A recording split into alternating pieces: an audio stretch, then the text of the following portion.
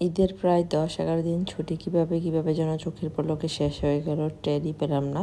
তো এটা ছিল মনে হয় ঈদের ৩য় বা ৪র্থ দিন হবে।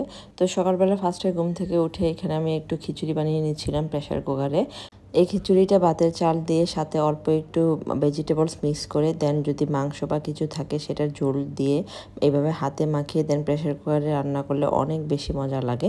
তো এখানে আমি সব কিছু মিক্স করে দেন যে পরিমাণ মতো পানি দিয়ে দেন প্রেসার কুকারে বসিয়ে এখন যে চুলাটা জ্বালিয়ে দিব। প্রেসার কুকারে এই খিচুড়িটা হতে খুবই অল্প টাইম লাগে আর অনেক বেশি মজাও হয়। আর এখানে মা ফার্স্টে সকালবেলা ঘুম থেকে উঠে খুবই মজার একটা আমের আচার বানিয়েছে। আগের দিন অনেকগুলো আম পাড়া হয়েছিল আমের আচার বানানোর জন্য। আর এই যে সেই আমের আচার, এই আচারটা এত বেশি মজা হয়। এই আচারটা যেমন মজাও হয় তেমনি বানাতে অনেক কষ্ট। আর এই যে 10-15 মিনিটের মধ্যে কিন্তু আমার খিচুড়ি রান্না কমপ্লিট। তো এখন যে আমরা সবাই মিলে খেয়ে নিব। সবাই মিলে বলতে বাসায় তো আর তেমন কেউ নাই, আমি, আমার শাশুড়ি আর আমার হাজব্যান্ড। তো খিচুড়িটা যে খাওয়ার জন্য এখানে আমি একটু ডিম ভেজে নিব। ঈদের সময় দেখা যায় যে সবার বাসায় আসলে মাংস খেতে খেতে বোরিং হয়ে যায়। তো মাংসটাকে যদি ডিফারেন্ট ওয়েতে যদি রান্না করা যায় তাহলে কিন্তু খেতে অনেক বেশি বোরিং লাগে না। আর এখানে খিচুড়ি দিয়ে এরকম আচার আর ডিম ভাজি দিয়ে খেতে কিন্তু খুবই মজা লাগে। আর সেদিন খিচুড়িটা না অসম্ভব মজা হয়েছিল কেন জানি। তো অনেক বেশি আমার খেতে ইচ্ছা করছিল, কিন্তু যে মূলত তো সকালবেলা তো আর অত বেশি রাইস টাইপের কিছু খাওয়া যায় না। তো সকালবেলা খাওয়া দাওয়া শেষে দেন আমরা রেডি হয়ে এখন চলে যাব আমার ছোট খালা শাশুড়ির বাসায়। রোজার ঈদের সময় খালা আমাদেরকে অনেক বেশি করে খালার বাসায় যাওয়ার জন্য বলছিল, বাট তখন আর যাওয়া হয়নি। তো এবার যে খালা আমাদেরকে বলেছিল যে এবার যেন হাতে সময় নিয়ে আসে, অ্যাটলিস্ট একটা দিনের জন্য যেন খালার বাসায় যায়। আমাদের যাওয়ার কথা ছিল দুপুরের মধ্যে। তো আমরা 12টার মধ্যে বাসা থেকে রওনা হয়ে যাই। রেডি হয়ে দেন যখনই আমরা রওনা হব তখনই যে একটা সমস্যার সৃষ্টি হয়। সমস্যাটা যে আমাদের গাড়ির একটা কি জানি নষ্ট হয়ে যায়। তো সেই মফস্বলে তো আর ওইভাবে মিস্ত্রি পাওয়া যায় না। তো আমার হাজব্যান্ড অনেক কষ্ট করে সে মিস্ত্রি অ্যারেঞ্জ করে দেন ঠিক করে তারপর আমরা সেদিন খালা যেহেতু রাগ করবে তাই বাসায় পৌঁছাতে সন্ধ্যা হয়ে যায়। তারপরেও আসতে পেরেছি, এটাই অনেক বেশি। আর এই যে এখানে যে পিচ্ছি খালার ছেলের মেয়ে, এই পিচ্ছিটা এত কিউট আর এত পাকনা পাকনা কথা বলে।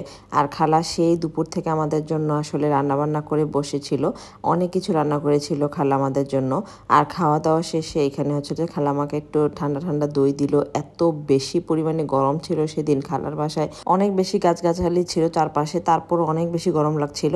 আর এটা যে পরদিন সকালবেলা এখানে খালা যে লুচি, তারপরে গরুর মাংস, আরও অনেক ধরনের নাস্তা বানিয়েছিল আমাদের জন্য।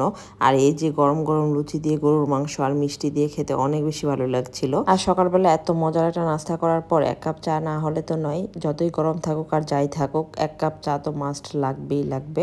আর এখানে যে খালার বাসাটা আমরা ঘুরে ঘুরে দেখছিলাম। খালার বাসাটাতে এত সুন্দর সুন্দর গাছগাছালিতে ভরা। এই যে এটা যে দেশি মালটার গাছ, আর এত সুন্দর করে মালটা ধরেছিল, জাস্ট পাতা দেখা যাচ্ছিল না, মাশাআল্লাহ এত বেশি গাছ। আর খালার বাসা যে অনেকগুলো কবুতরের জোড়া ছিল, কবুতর পালে খালারা। আর এই যে সকালবেলা যখন কবুতরগুলো বের হচ্ছিল, খালা আমাদেরকে দেখানোর জন্য একটু একটু করে ওদেরকে খাবার দিচ্ছিল। আর সবগুলো কবুতর জাগ বেঁধে বেঁধে বের হচ্ছিল।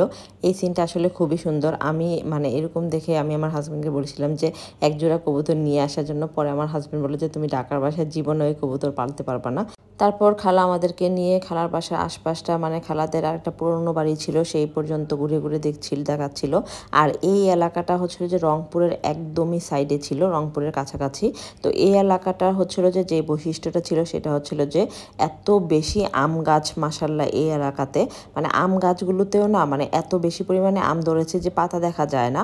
যার বাড়িতে কিছু ছিল না তার বাড়িতেও একটা করে আম গাছ ছিল। আর এটা ছিল খালাদের পুরনো বাড়ি। আর এই পুকুরটাতে খালু যে খুব সুন্দর করে মাছ চাষ করে, এবং মাশাআল্লাহ এই পুকুরটাতে অনেক রকমের অনেক প্রজাতির মাছ ছিল, মাছ একদম টুইটুম্বুর ছিল। আসলে গ্রামের বাড়িতে না এগুলোই দেখতে খুব বেশি ভালো লাগে, একদম ছায়ার মতো, ছবির মতো দেখতে সবকিছু ছিল। এখন আমি আপনাদের সাথে একটা ইন্টারেস্টিং জিনিস শেয়ার করব। আই থিঙ্ক আপনি জানি না যে কয়জন এই জিনিসটা দেখেছেন বা কয়জন এই জিনিসটা দেখার সাথে ইউজ টু, আমি কখনো দেখি নাই, তাই আমি আপনাদের সাথে এটা শেয়ার করছি। সেটা যে ছাতু। আমি জানি না এটাকে বউয়ের বাসায় কি বলে বা কার আঞ্চলিক ভাষায় এটাকে কি বলে, কিন্তু বেশিরভাগ মানুষ এটাকে ছাতু বলে। তো এখানে হচ্ছে অনেক ধরনের জিনিসপাতি নেওয়া হয়েছে, যেমন আতপ চাল, ভুট্টা, তারপর কালো তিল, বাদাম, আরও কি কি জানি নিয়েছিল। তো এখানে কালো তিলগুলো আগে একটু ভেজে নেওয়া হচ্ছে, আর এটা হচ্ছে মনে হয় গম। তো গমটাও হালকা করে ভেজে নেওয়া হচ্ছে, মানে অনেক কিছুর মিশ্রণে এই জিনিসটা এরপরে মানে শুকানোর পর দেন হচ্ছে হলো যে মেশিনে গুঁড়া করা হয়, দেন সেটা ছাতুতে পরিণত হয়। তো আই থিঙ্ক অনেকেই ছাতু খেয়েছেন, আবার অনেকে খান নাই। তো এই জিনিস, এই যে ভুট্টা, তারপর হচ্ছে গম, বাদাম, অনেক কিছু দেওয়া হয়। তো এই জিনিসগুলো খালা হচ্ছিল যে রেডি করছিল। খালা অনেক প্রায় 10 কেজির মতো মানে সেদিন ছাতু তৈরি করেছিল। আর এই জিনিসটা খেতেও কিন্তু খুবই মজা। আমি জানি না কে কে ছাতু তৈরি করা দেখেছেন, আর এই জিনিসটা খেতেও কিন্তু অনেক মজা, মানে চিনি দিয়ে বা যে কোনো কিছু দিয়ে খাওয়া যায়। আর এখানে একটু আমি আম খাচ্ছিলাম। আজকে তাহলে এই পর্যন্ত, সবাই ভালো থাকবেন।